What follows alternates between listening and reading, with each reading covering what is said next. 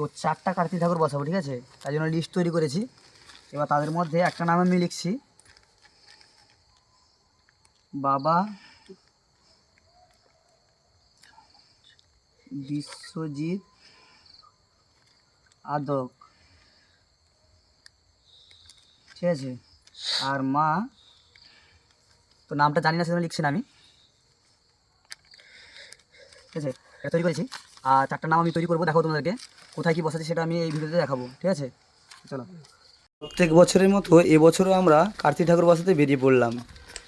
গ্রামে থেকে কার্তিক ঠাকুর বসানোর মজাটাই আলাদাই মজা।